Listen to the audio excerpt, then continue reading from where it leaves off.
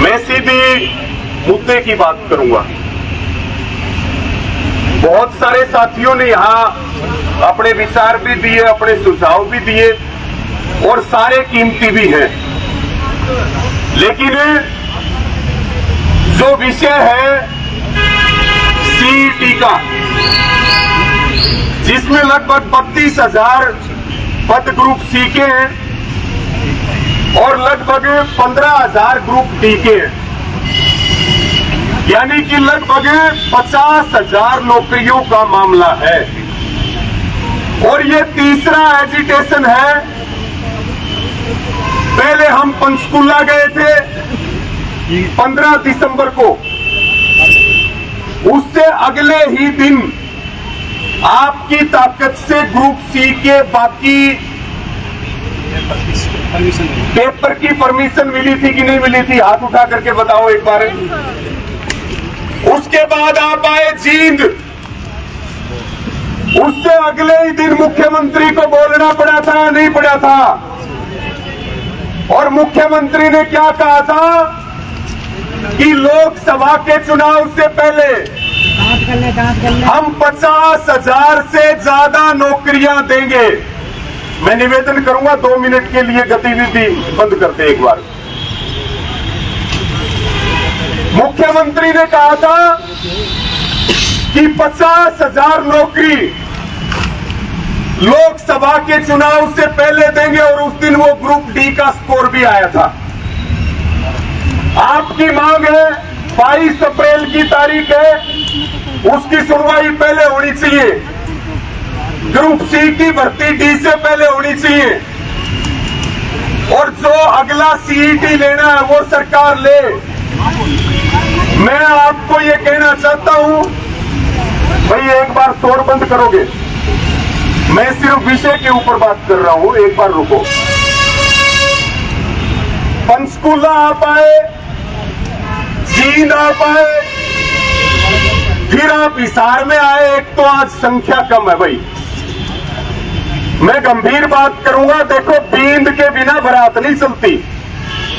बेरोजगारों का और युवाओं का आंदोलन लड़ना है तो उसके लिए आपकी संख्या ज्यादा चाहिएगी सरकार को अगर झुकाना है तो।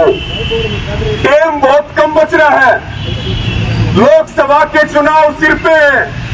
जींद में फैसला होया था कि भाई 30 तारीख को हम एक बड़ी पंचायत करेंगे, सभी खापों को बुलाएंगे, संगठनों को बुलाएंगे, हजारों बच्चों को बुलाएंगे, सभी नेता एमएलए एमपी को बुलाएंगे। लेकिन कुछ मुख्यमंत्री की घोषणा, कुछ हम भी बीच में बीमार हो गए, कुछ आप लोग भी कम काम कर पाए। मैं निवेदन ये करूंगा कि एक बड़ी पोल की आज यहाँ घोषणा हो, वो फैसला आप लोग करो जो लीडरशिप कर रहे हो।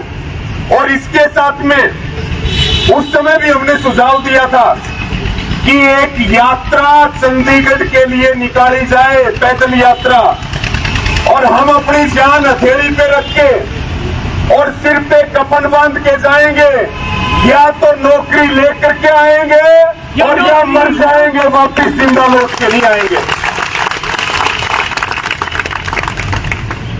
चुनाव लड़ना कोई बुरी बात नहीं, सरकार के खिलाफ रोज लड़ाई लड़ते हैं, लेकिन मुझे इस बात का पता है कि आपकी जो मांग है, आपकी जो मेहनत है, वर्षों तक आपने जो अपना घर लुटाने का काम किया है। प्रधानमंत्री परीक्षा पे चर्चा तो करते हैं लेकिन परीक्षा लेते नहीं है, केवल परीक्षा पे चर्चा होती है। आज कोई रिजल्ट की वेट कर रहा है, कोई वेरिफिकेशन की वेट कर रहा है, कोई ज्वाइनिंग की वेट कर रहा है, और टीजीटी के बच्चों को मुख्यमंत्री कह रहे हैं कि मैंने भी तो सब्जी बेची है, तुम भी बेच लो।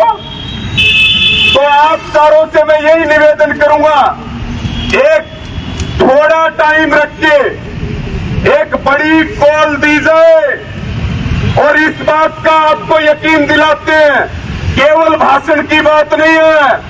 जहां आपका पसीना गिरेगा हम अपने भाई बहनों के लिए खून तक बहाने के लिए तैयार है, पीछे नहीं हटेंगे। लेकिन भाई फैसला लो, फैसला लेके मेहनत शुरू करो।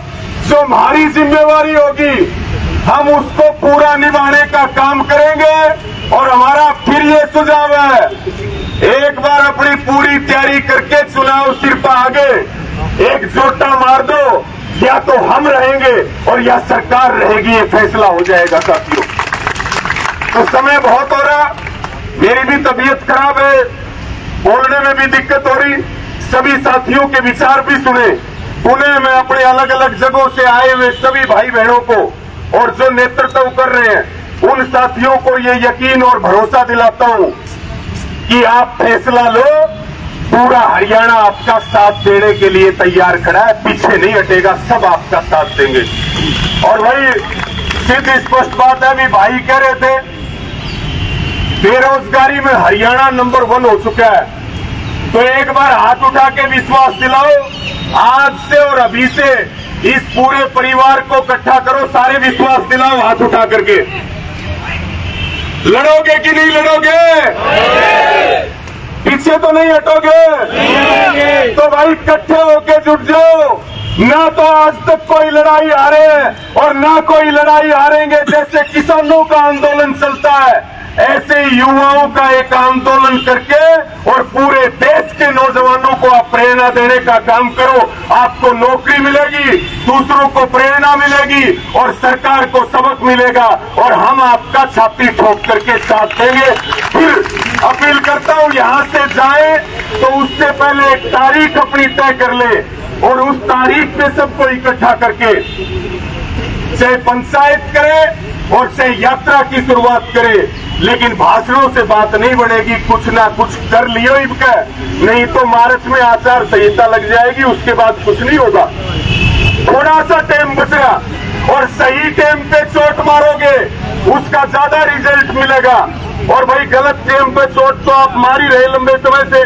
बहुत बढ़िया मुद्दा है, बहुत बढ़िया समय है, इसको आप भरपूर इसका फायदा उठाने का काम करें। और ये बेरोजगारी का जो मुद्दा है इसको सरकार के घुटनों तक पहुंचाने का काम करें। या तो सरकार जाएगी और या सरकार नौकरी देगी, ये मुख्यमंत्री की बात है। तो सबका बहुत बहुत धन्यवाद।